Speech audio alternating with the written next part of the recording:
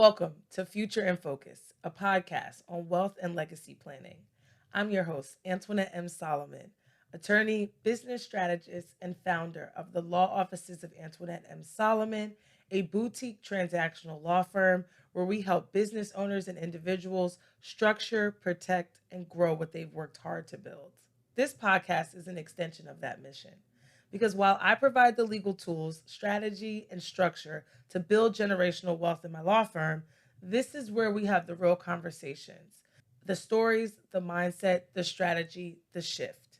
Because the biggest barrier to wealth building isn't money, it's mindset.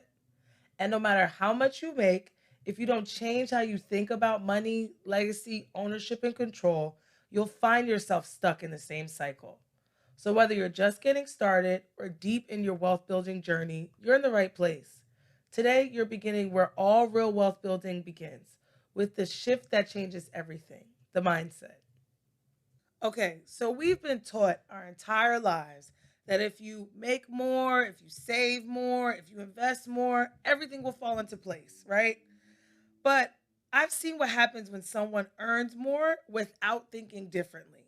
I've even experienced it myself.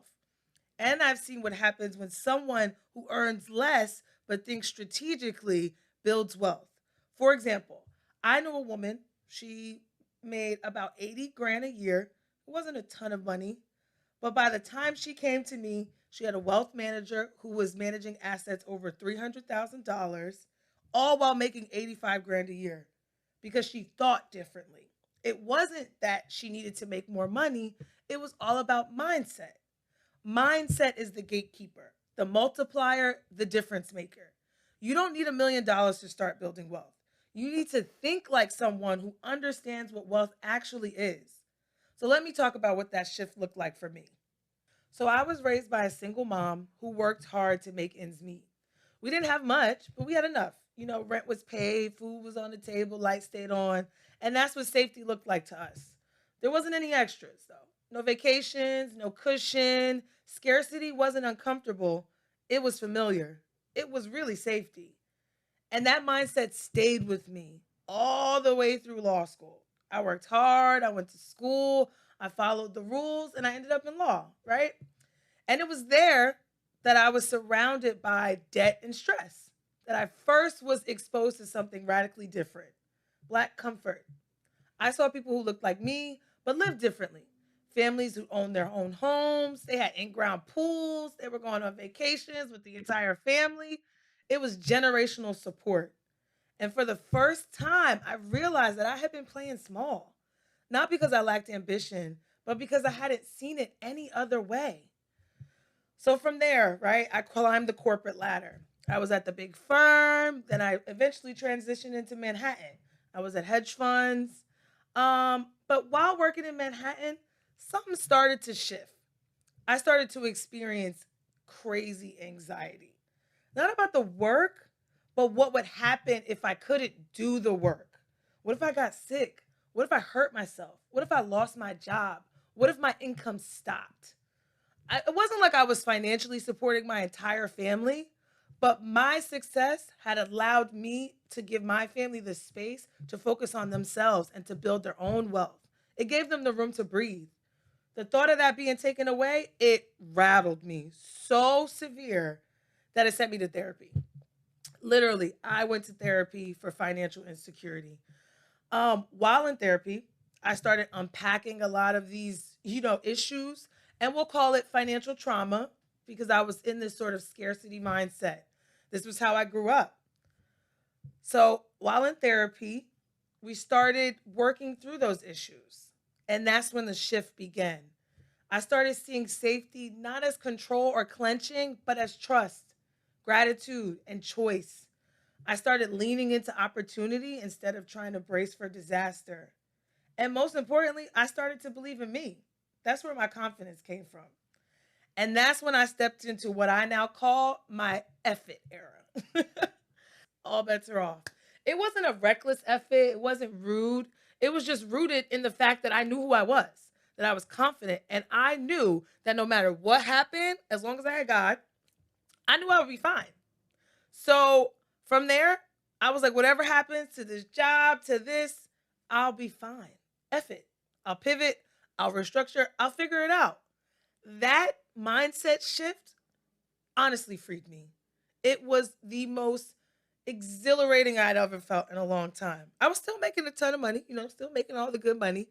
After I left that first job in Manhattan, I eventually transitioned into the financial behemoth that is Goldman Sachs, right? And when I got there, it was like I had made it. It was like I had just won a championship. I was making all this money. I was able to put Goldman Sachs on my resume. Listen, it was the dream. To most people, it was the dream. It was my dream. And for a moment, I finally felt like I had made it. But honestly, y'all, 6 months in, I was miserable. And I was never somebody who took jobs or anything like that personally. I just kind of went to work, did my job, did a good job, and came home because I had a life. But in that space, it was something that was just not meshing with my spirit. It wasn't just the culture or the work. It was like I'd finally got clarity on what it meant to be free. And I'd finally done all the internal work, and I could no longer ignore the truth. The truth was, I didn't belong there. Not because I wasn't capable, it was because I still was building someone else's legacy. And to me, that just does not work for me. So I think I had shifted so far into abundance and purpose, I couldn't pretend any longer that a paycheck was enough. So after a girls' trip to London and Paris to see Beyonce, where she literally told me to quit my job, she did. She seriously did. It hit me. I literally said to my friends on that trip, "Y'all, I'm gonna quit my job when I get back." They thought I was joking. They thought she's crazy. There's no way she's quitting her job. We came back. I went to work the Tuesday after Memorial Day. By Thursday, I walked into my boss's office. I thanked him for the opportunity and I gave my 2 weeks notice. When when I tell you, when I gave notice, it was like, oh my God, I felt weightless. I skipped out of his office. It was the greatest feeling I'd ever felt because it was freedom. And I'm going to tell you the truth. I didn't have a plan. I didn't know what I was going to do, but I just knew that I couldn't be there anymore. And so I left and I waited and I kind of sat around for 2 months. And then that's when I started to work on what would make me happy. What could I do? Because I had built such an amazing skill set, right? I was in private equity. I was doing fund formation. I was doing $1 billion deals and there weren't many girls or people that looked like me doing these deals. So I knew that I had an amazing skill set and I knew I needed to figure out a way to connect that to my community. And so that's where my firm the birth of my firm came from. And from there, I've never looked back. But none of that would have happened. None of it would have happened if I didn't change my mindset. Because let's be honest, right? When we start out with that scarcity mindset, what does it say? It tells us to hold on tight, don't take risk because something bad might happen. The other shoe is going to drop. But how many of us are tired of that? I eventually transitioned into a strategy mindset, which was, how can I build this up? How can I create ownership for myself? How do I make this work twice, 3 times, 4 times? And what does protection look like so that whatever I build can be protected and passed down for generations? Scarcity is rooted in survival, but strategy is rooted in vision. And that mindset shift doesn't require a certain dollar amount. It requires discipline, exposure, and a decision to choose yourself. You can earn 6 figures and still be in survival mode. I know it because I was it. But what I changed is I changed my mindset and I started to understand what it meant to build wealth. And you can only start building wealth from a place of vision and clarity. So now let's talk about what we'll cover this season because, you know, these 3 pillars that I'm going to talk about, they guide everything that I do personally and professionally. So first, we're going to talk about ownership, right? Ownership means having control. It means equity. It means something that you could go out and actually leverage to get more assets so that you can serve the population better. It means something that has your name on it, right? Second, leverage, right? It's not about doing it all. You'll hear stories about how they didn't do it all alone. They used other people's money, systems, skills, and that helped them grow bigger and faster.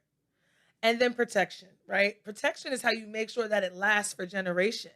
You make sure that whatever you built doesn't fall apart. You want to have proper legal structure, insurance, partnership agreements. I cannot stress that enough. Trust. And this is how you keep what you've earned. This podcast will walk you through real strategies behind each of these principles. We'll talk to experts, we'll have real stories, and we'll break down what it looks like in real life, not just in textbooks. So let's talk about what's coming this season because we've got great conversations. So put on your seatbelt and get ready, okay? Because this podcast is a blueprint. We're going to dig into real estate building blocks of wealth, the strategies that actually work, not ones that sound cute online, but people who are still working but are amassing a crazy real estate portfolio so that they can leverage that throughout their life and then potentially pass that down to their family. We'll get into entrepreneurship and why business ownership is still one of the fastest, most powerful ways to build wealth. I'm bringing on a guest who scaled her business and kept her sanity so we could talk real growth, mistakes, and how to protect what you built.